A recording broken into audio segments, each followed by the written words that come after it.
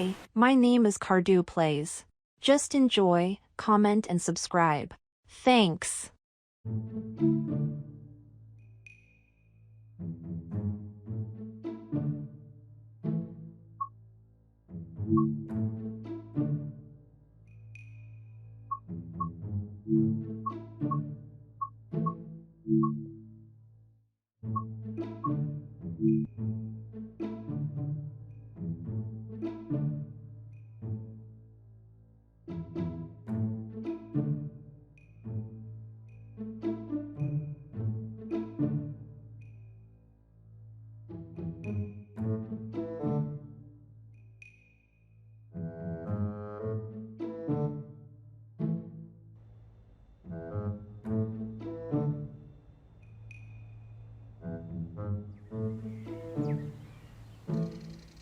Welcome to Train Sim World, an immersive and highly detailed rail simulation featuring authentic routes and trains from around the world. This is the Training Center. Here you can learn about how to navigate and interact with the world, as well as how to operate the many trains. Let's start by looking around. Find each of the markers and look at them.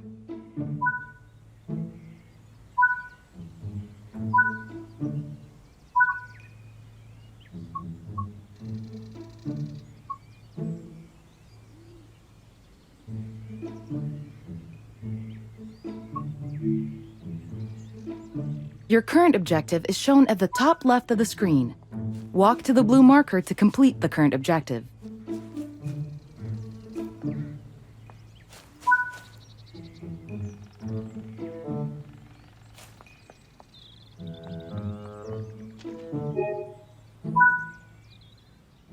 You've been awarded some action points.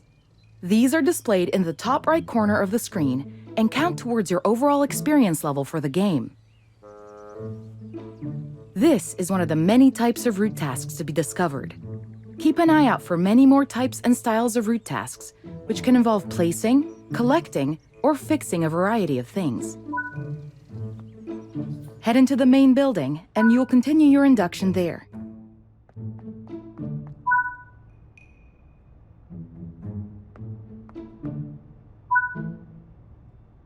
You can pause Train Sim World at any point to review objectives and a lot of other information about what's happening at the moment. Try it now, and then return to the game after you've had a look around. Now that we've covered some of the basics of moving around and interacting with the environment, let's take a walk through the building and find the trains. This is Central Square. From here, you can explore the main training center depot and surrounding yards.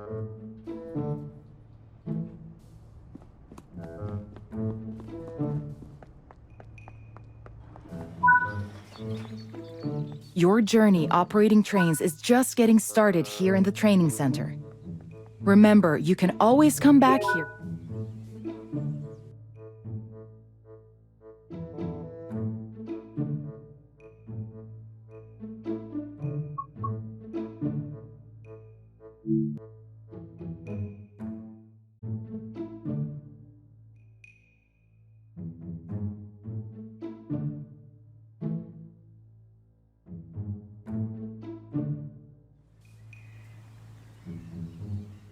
This module will cover the on-screen overlay, known as the heads-up display or HUD, that is shown when you are in control of a train. Climb up the ladder into the locomotive and then sit in the seat.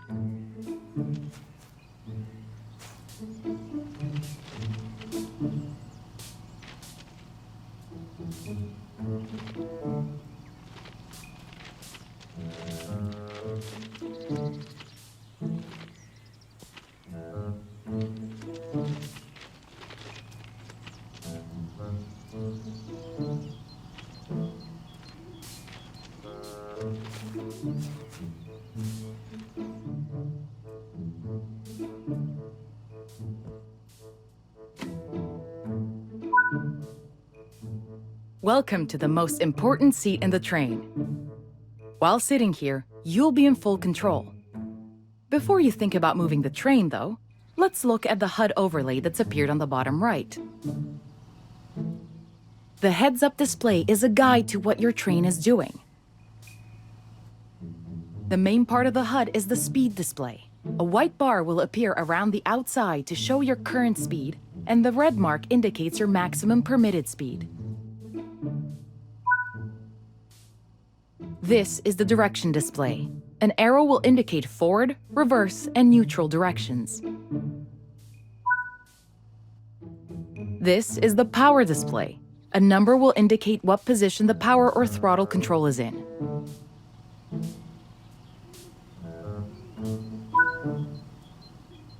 These are the brake indicators. The exact ones shown will vary by train and will often be visible in the train itself on various gauges. They tell you what's happening in the braking system.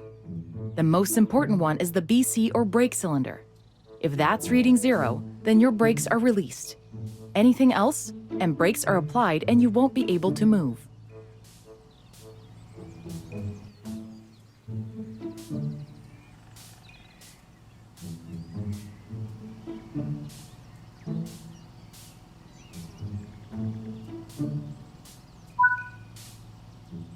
Every train can have small variations in the HUD unique to the way it works, but they will mostly look the same. As you learn to control new trains, study the HUD and learn how it helps you operate it. If you want to see this again, you can rerun this training module at any time.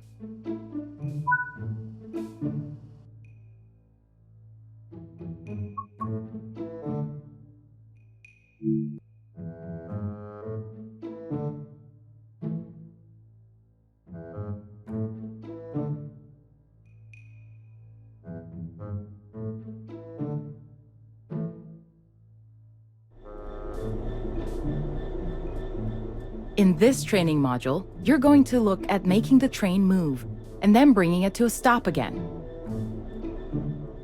While many trains have different controls and are operated in different ways, there are basically always 3 controls that are common and are required to move the train.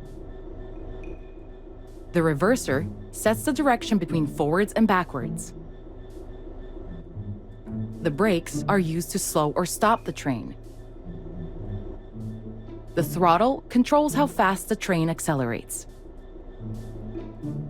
We want to move the train forwards, so move the reverser in that direction. Keep the brake control in release until you can see the brake pipe control needles are reading 5 bar, pointing upwards. This will release the brakes fully.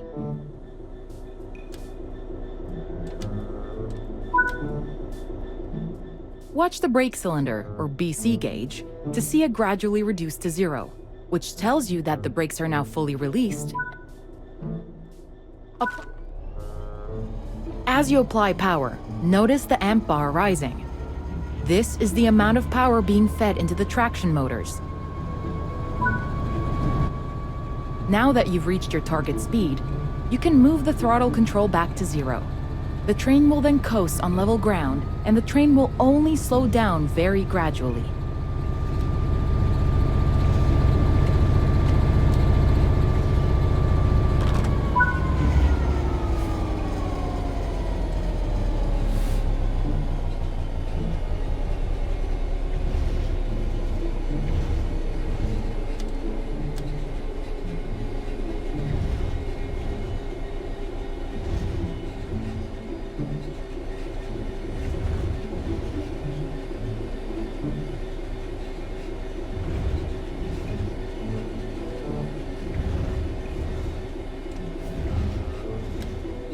While the specifics of operating brakes vary from train to train, the basic process of stopping is fundamentally the same.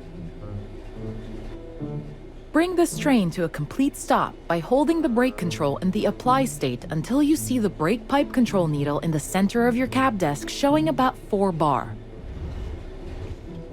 The amount of braking you'll need to apply also varies depending on whether you're going uphill or downhill, and how heavy your train is.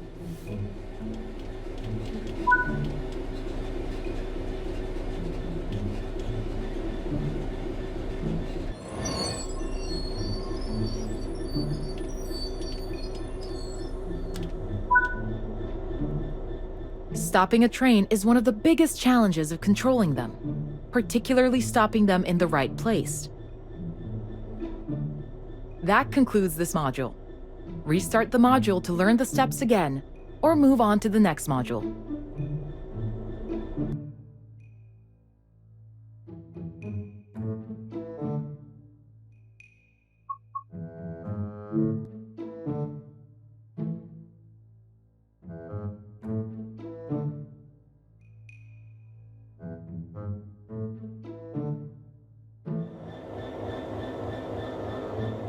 This module will go over the fundamentals of operating junctions to change the path your train will take, and how to navigate using the map.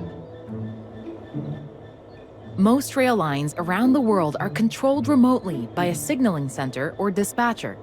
From the perspective of the train, the direction taken is automatic. But within yards and depots, many small and frequent movements are required. This makes remote control of the track impractical.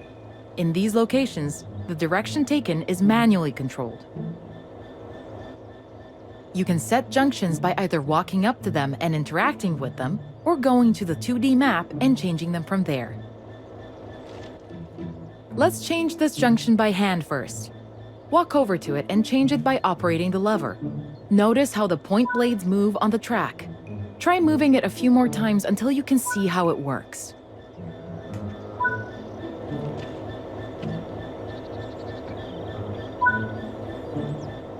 Let's head over to the train, and then we can look at the map.